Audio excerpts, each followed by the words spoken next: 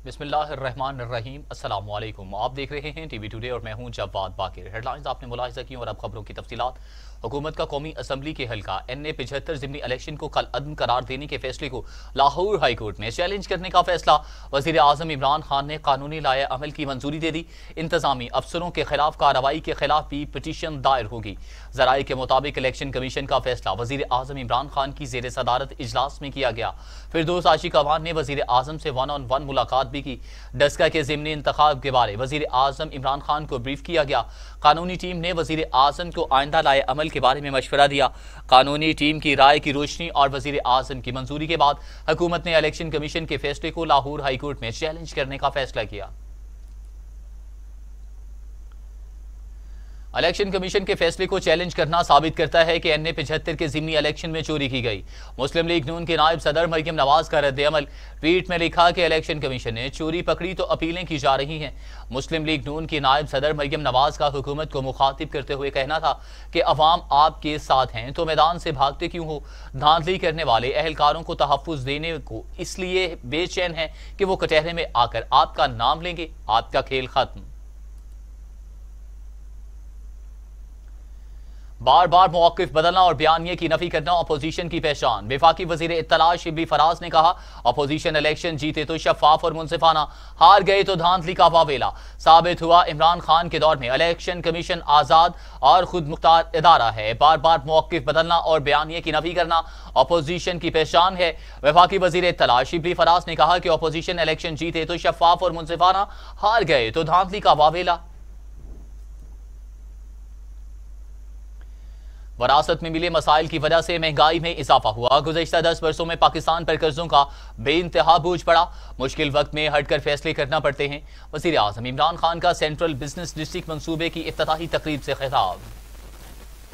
हमारे पास दो बड़े प्रॉब्लम्स हैं और वो लोग कहते हैं जी पुरानी बातें ना करो, लेकिन ये हमारे जो 10 साल जो डेकेड ऑफ डार्कनेस जिसे हम कहते हैं, 10 अंधेरे साल, उनमें जो कर्जे चढ़े हुए हैं और जिस तरह की इकोनॉमी की मिसमैनेजमेंट हुई, उससे हुआ क्या? दो चीजें। एक, हमारा बहुत बड़ा फिस्कल डेफिसिट, और फिस्कल डेफिसिट की वजह से कर्जे, और दूसरी तरफ हमारा करंट अकाउंट डेफिसिट। मतलब ये कि हमारे पास जो हमारी इंपोर्ट्स और एक्सपोर्ट्स के अंदर इतना बड़ा खसारा हो गया था तो उसके लिए बाहर से कर्जे भी लेने पड़े, फॉरेन लोन्स, और हमारा जो फॉरेन एक्सचेंज रिजर्व्स वो भी गिर गए। उनके गिरने से हमारे रुपए के ऊपर प्रेशर पड़ा और रुपए ने गिरना था। यानी जब डॉलर की कमी होगी तो डॉलर की कीमत ऊपर चली जाएगी, रुपया नीचे आ जाएगा। तो जब रुपया नीचे आया तो महंगाई हो गई। तो ये हमें विरासत में मिले थे। अब इन दो मसलों से हमने निकलना कैसे है? सबसे पहले अपनी आमदनी बढ़ानी है। खर्चे कम कर रहे हैं, हमने किए हैं, लेकिन जब तक आमदनी नहीं बढ़ेगी हम ना अपने खर्चे मीट कर सकते हैं और जो कर्जों की किस्तें देनी है ना हम वो कर्जों की किस्तें दे सकते हैं, क्योंकि हर साल कर्जों की किस्तें बढ़ती जा रही हैं।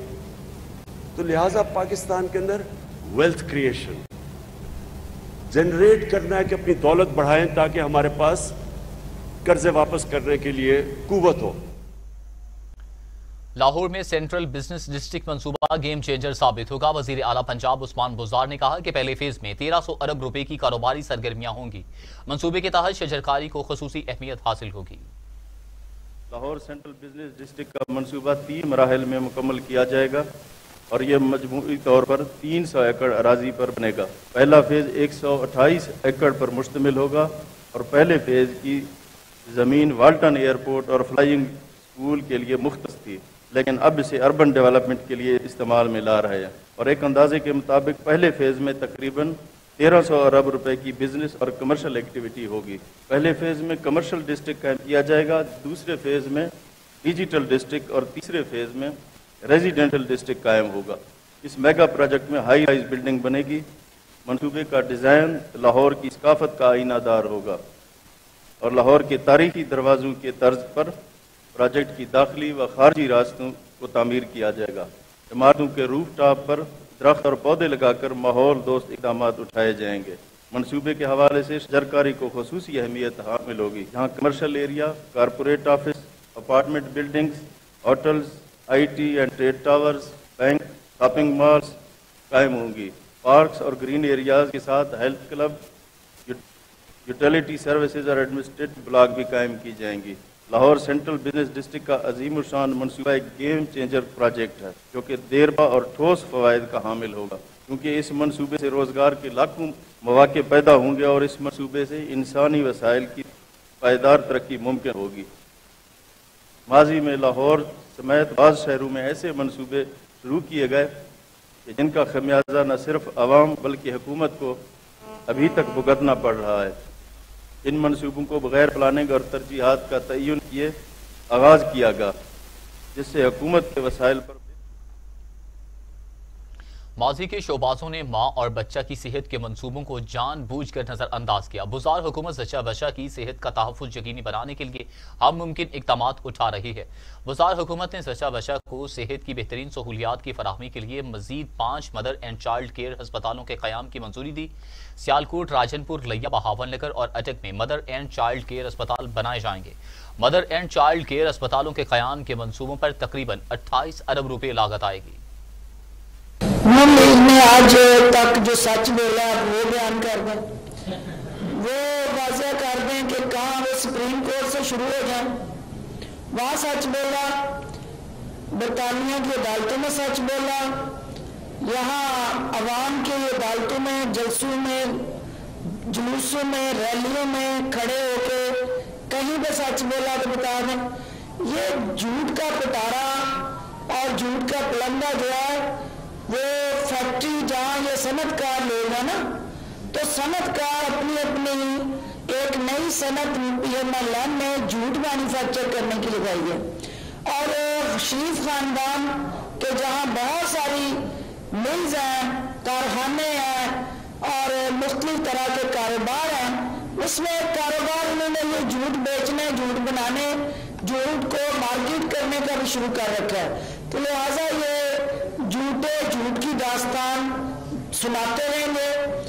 हम इनके उन झूठों का मुकाबला भी करेंगे और हम सच की ताकत से, हक की आवाज से इनका हर महाज पे ना सिर्फ मुकाबला करेंगे बल्कि इनको चारों शान चित भी करेंगे और सेनेट का इलेक्शन जो है वो इस बात की अक्कासी करेगा। पाकिस्तान और कतर के दरमियान LNG मुआहदा तय पा गया। कतर पाकिस्तान को 10 साल के लिए 3 मिलियन टन LNG फराहम करेगा।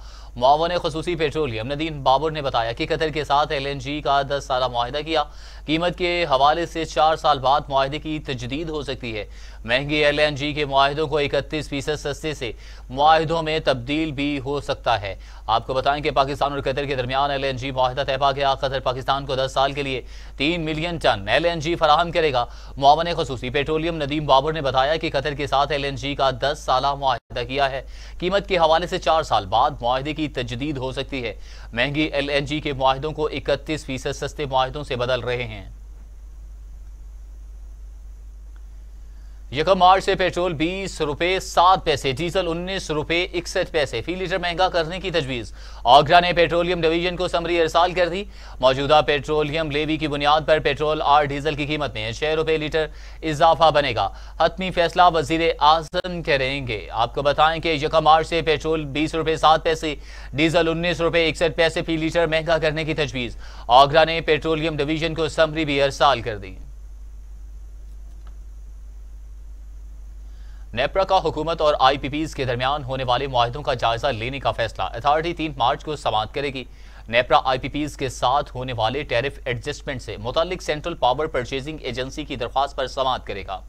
नेपरा में समाअत के दौरान जहांगीर तरीन की sugar mills, JDW Khusro Bakhtiyar के भाई की sugar mills, RYK Hamza sugar mills और अलमोइज इंडस्ट्रीज के पावर प्लांट्स के साथ मुआहदों का जायजा लेगी। अतलस पावर, अटक Jain, Engro power, Kadarpur, liberty power, Narowal energy, Nishad Chunian, Nishad power, orient power, Saif power और सफायर पावर के साथ भी होने वाले मुआहदों का जायजा लिया जाएगा। नेपरा हवा से बिजली पैदा करने वाले एक्ट विंड, आर्टिस्टिक एनर्जी और FFC एनर्जी लिमिटेड के साथ होने वाले मुआहदों पर भी समाअत करेगा। कोरोना का खतरा बरकरार, महकमा स्कूल एजुकेशन का पंजाब के साथ इस्लामी तालीमी इदारों में 50% हाजिरी की पॉलिसी बरकरार रखने का फैसला। नोटिफिकेशन के मुताबिक जिन इस्लाम में रोजाना 20 या इससे ज्यादा केसेस आ रहे हैं वहां 100% हाजिरी के फैसले का इत्तलाक नहीं होगा।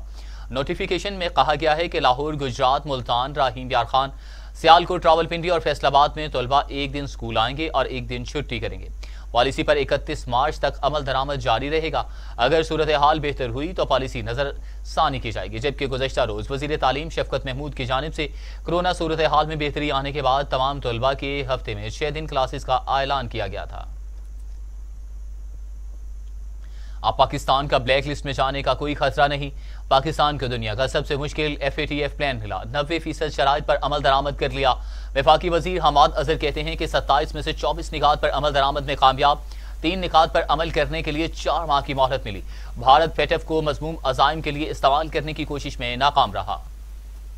FATF जो है वो सारी दुनिया के जो फाइनेंशियल सिस्टम्स हैं उनकी सेफ गार्ड्स को चेक करता है मनी लॉन्ड्रिंग और टेरर फाइनेंसिंग के अगेंस्ट, और सिर्फ पाकिस्तान की नहीं पूरी दुनिया के।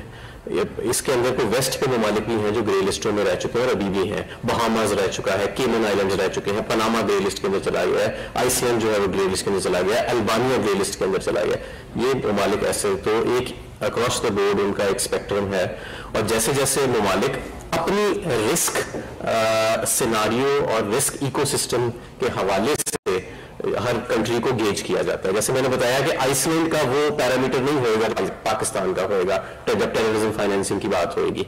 इसी तरह शायद मनी लॉन्ड्रिंग के ऊपर हमारा वो रिस्क असेसमेंट ना हो जो बहामास की या पनामा की या केमन आइलैंड्स की होगी, तो ये एक हर जो नकात है उसको जांचा जाता है मुल्क की रिस्क असेसमेंट के हवाले से।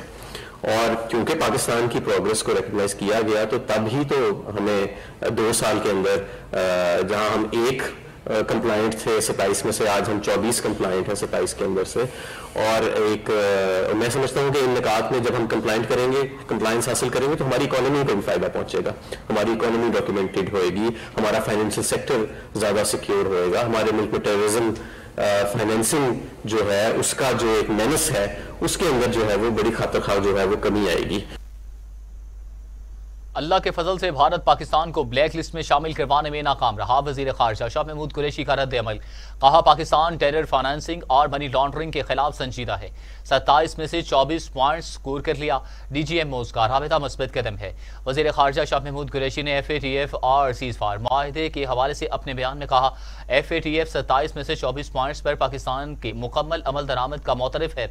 रवां साल जून तक बकिया 3 पॉइंट्स पर भी अमल दरामद कर लेंगे।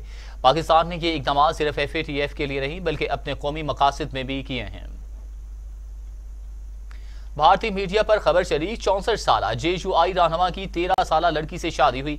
वफाकी वजीर फवाद चौधरी ने कहा कि चाइल्ड मैरिज एक्ट की खिलाफ वर्जी से ऐवान की बदनामी हुई। फवाद चौधरी की हलीम आदिल शेख की गिरफ्तारी की मुजम्मत। रहनुमा पीपल्स पार्टी राजा परवेज अशरफ का हलीम आदिल शेख का मामला सिंध असेंबली में उठाने का मशवरा।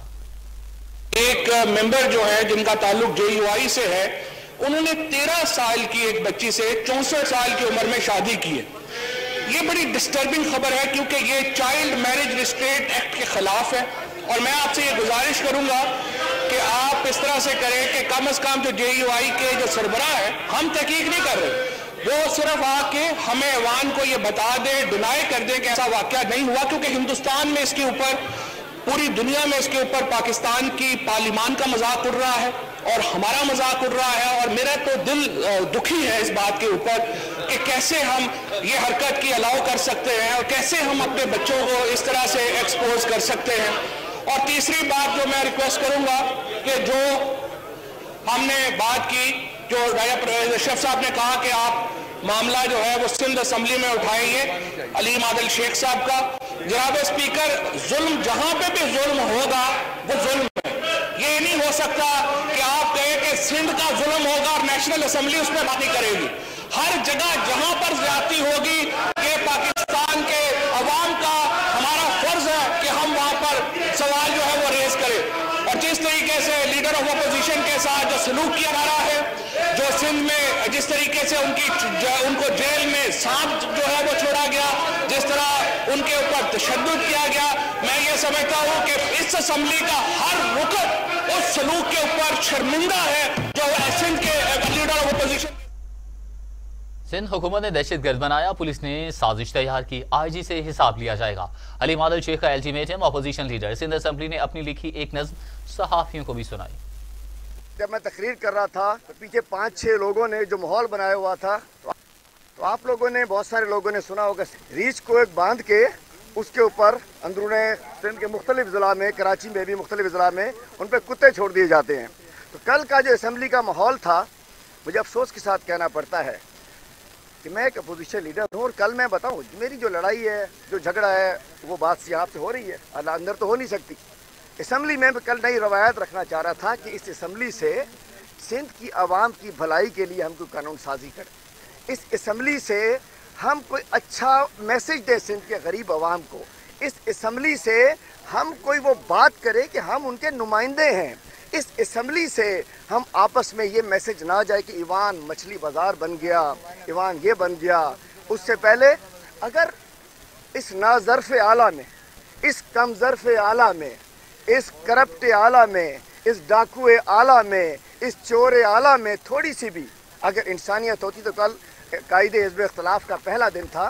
अरे एक बंधे हुए शख्स से, एक पकड़े हुए शख्स से, बकौल आपके सियासी दहशतगर्द से आप माशी दहशतगर्द, पीपल्स पार्टी के माशी दहशतगर्द इतना डरते हो कि आपने मुझे पहले एपीसी लेट कराई, आपने तारीख में पहली दफ़ा 2 मिनट की दुआ कराई, उसके बाद आप हलीम आदिल शेख के आने से पहले आप अपनी खिताब करके रफू चक्कर हो गए, मफरूर हो गए, भाग गए। वज़ीर आला साहब, ऐसा क्या खौफ है? मैं बोलता ही तो हूँ, मैं बेनकाब ही तो करता हूँ, मैंने कोई बंदूक तो नहीं चलाई है। कुछ मज़ीद खबरें इस ब्रेक के बाद। टीवी टुडे खबर सबसे पहले। Welcome back. सिंध असेंबली में हुकूमती और पीटीआई अरकान में झगड़ा, एक दूसरे को धक्के और हाथापाई। खुर्रमशेर जमान और मुकेश कुमार चावला के दरमियान गैर पार्लिमानी अल्फाज का इस्तेमाल। स्पीकर आका सिराज दुरानी ऐवान के खिलाफ माहौल से तंग, कहा टेक्नोलॉजी के वजीर तमाम अरकान को चिप लगाकर कंट्रोल इन्हें दे दें। सिंध असेंबली में हुकूमती और पीटीआई अरकान में झगड़ा हुआ, एक दूसरे को धक्के और हाथापाई की गई। खुर्रमशेर जमान और मुकेश कुमार चावला के दरमियान गैर पार्लिमानी अल्फाज का इस्तेमाल भी हुआ। पीटीआई रहनुमा खुर्रमशेर जमान ने इजहार ख्याल करते हुए कहा कि ऐवान को कुत्ते ने काटा, जिससे इनका इंतकाल हुआ। इस शहर में आज कल कुत्ते बढ़ गए हैं। खुर्रमशेर जमान के रिमार्क्स पर हुकूमती अरकान ने शदीद एहतजाज किया। पीपल्स पार्टी के रहनुमा मुकेश कुमार चावला ने खुर्रमशेर जमान को मुखातिब करते हुए कहा कि बैठ जाओ और अपनी जुबान पर काबू में रखो। नुसरत सहर अब्बासी का कहना था कि बुशरा राजभर को कॉलेज के बाहर से अगवा किया गया, राजभर को गैंग रेप का निशाना बनाया गया, बच्चियां महफूज नहीं, अल्लाह सबकी इज्जतें महफूज रखे। उन्होंने कहा कि 21 साल बच्चा उसामा से मोबाइल छीनने के दौरान गोली मारी गई। अपोजिशन लीडर हमजा शहबाज आज रात भी जेल में गुजारेंगे, कल रिहाई मिलेगी। एहतसाब अदालत में आमदन से ज्यादा सजात और मनी लॉन्ड्रिंग केस में जमानती मुचल के जमा। जांच पड़ताल के बाद रोबकार जारी होगी। मुल्जिमान को जेल में गलने सड़ने नहीं दे सकते। लाहौर हाई कोर्ट ने हमजा शहबाज की रिहाई का तहरीरी फैसला भी जारी कर दिया है। हमजा शहबाज आज रात भी जेल में ही रहेंगे, जबकि कल रिहाई मिलेगी। एहतसाब अदालत में आमदन से ज्यादा सजात और मनी लॉन्ड्रिंग केस में जमानती मुचल के भी जमा करवा दिए। सुप्रीम कोर्ट ने इंतजामिया को इस्लामाबाद कचहरी में वकला चैम्बर्स गिराने से रोक दिया। अदालत ने अटॉर्नी जनरल और एडवोकेट जनरल इस्लामाबाद को नोटिस जारी करते हुए आइंदा समाअत तक कार्रवाई न करने की हिदायत कर दी। चीफ जस्टिस की सरबराही में 3 रुकनी बेंच ने वकला की गैर कानूनी चैम्बर्स गिराने के हुक्म के खिलाफ अपील पर समाअत की।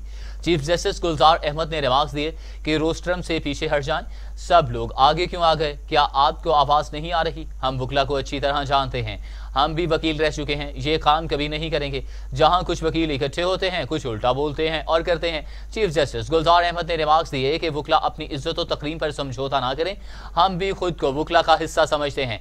वकला अदालतों के लिए जैसी गुफ्तगू करते हैं वो भी देखें। ये क्या तरीका है, जहां 4 वकील जमा हों, माइक्रोफोन उठाकर तकरीर करना शुरू कर दी। वकला अदलिया का हिस्सा होकर इसके खिलाफ क्या कुछ नहीं कहते। पब्लिक अराजी पर चैम्बर्स बनाने का कोई जवाब नहीं। जस्टिस एजाजुल एहसन ने कहा कि फुटबॉल ग्राउंड पर 3 मंजिला चैम्बर्स तामीर किए गए।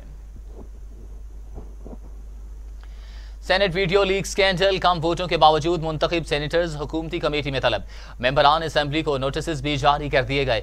सेनेट वीडियो लीक स्कैंडल पर हुकूमती कमेटी ने कम वोटों के बावजूद मुंतखब होने वाले सेनेटर्स को तलब कर लिया। वीडियो में नजर आने वाले मेंबरान असेंबली को नोटिस भी जारी कर दिए गए। नोटिस सेनेटर रुबीना खालिद, बहरामंद, दिलावर खान और मुश्ताक अहमद खान को भेजे गए।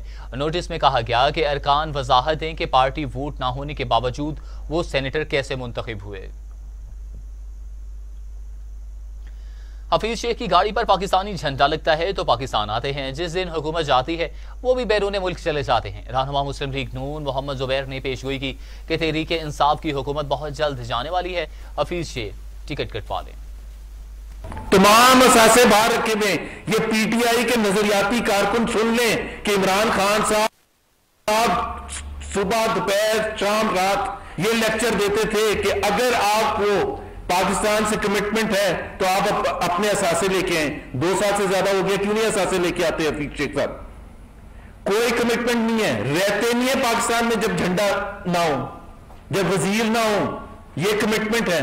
एक ऐसे शख्स को ला के एक नजरियाती कारकुन, मुझे अगर कोई पीटीआई का कोई आप बता दें कि अगर उसको 2018 से इलेक्शन से पहले यह पता होता कि असद उमर वजीर खजाना नहीं होंगे, हफीज शेख होंगे, जिनके बारे में असद उमर ने, इमरान खान ने बर्बाद कर दिया था कि मईशत इन्होंने बर्बाद कर दिया। हफीज शेख ने यही कहा था ना, कर्जे ले लेके तबाह कर दिया, पाकिस्तान के गुर्बत में इजाफा कर दिया, बेरोजगारी में इजाफा कर दिए। ये नकाब हमारे नहीं है, ये इमरान खान साहब हफीज शेख के बारे में कहते थे, जो 2010 से लेकर 2013 तक वजीर खजाना थे और उसके बाद जहाज पकड़ के बाहर चले गए थे। फिर 5 साल के बाद 6 साल के बाद दोबारा आ गए जब वजीर खजाना के लिए उनको कहा। और हैं किसके आदमी? एक मैंने आपको बताया कि असासे यहाँ नहीं है, दूसरा मैंने बताया यहाँ रहते नहीं है, तीसरे वो कौन है? हफीज शेख हैं कौन? पीटीआई के एमएनए, प्लीज पता तो कर लें। ये है और वर्ल्ड बैंक के बंदे को ला के बिठा दिया गया पाकिस्तान की मईशत को बर्बाद करने के लिए, एक कॉन्स्पिरेसी के तहत।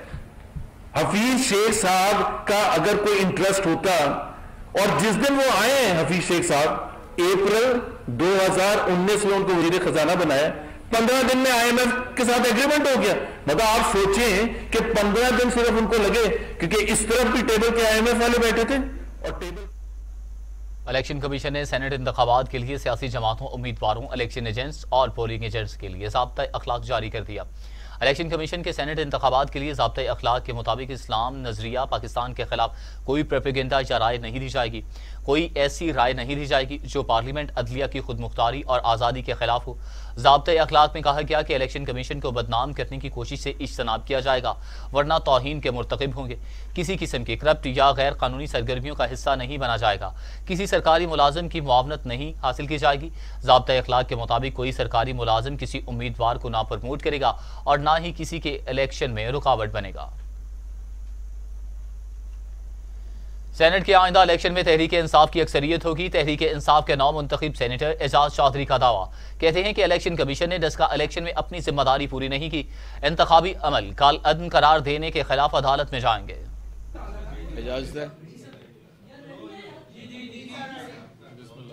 बिस्मिल्लाहिर्रहमानिर्रहीम।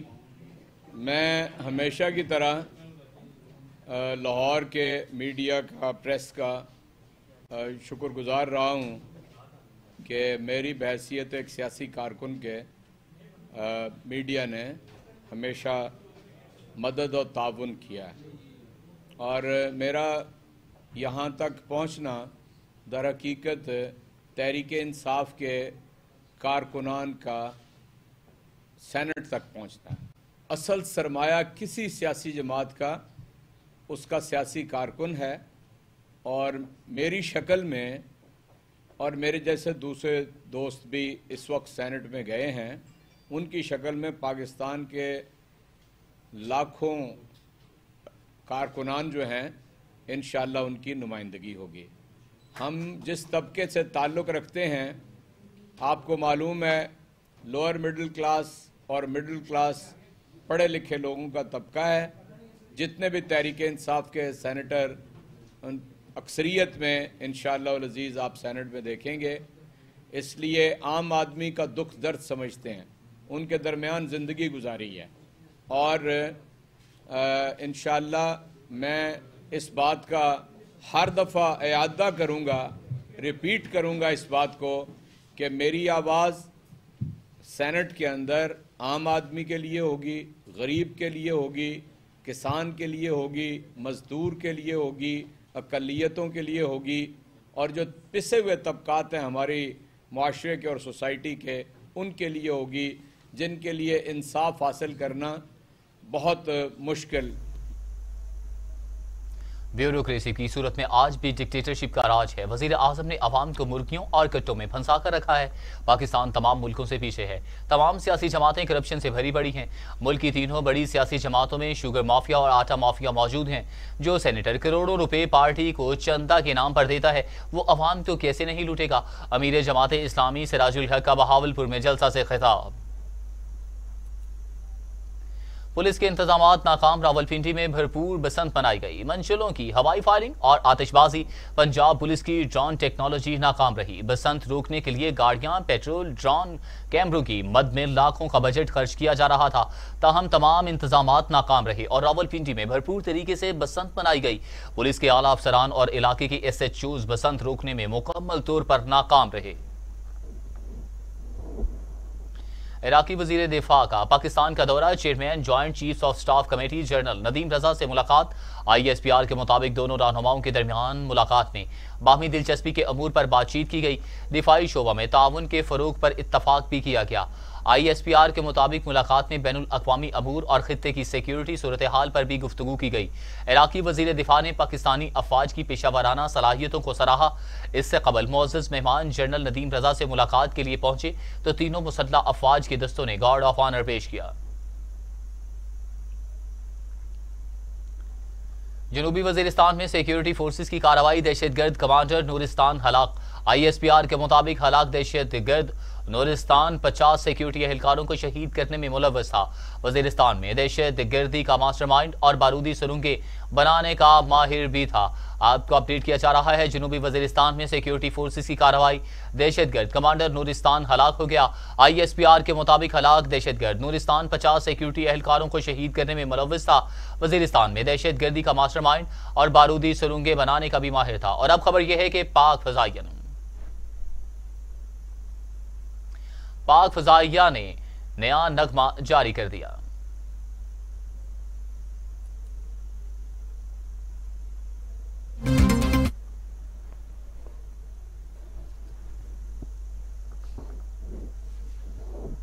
कुछ मजीद खबरें इस ब्रेक के बाद।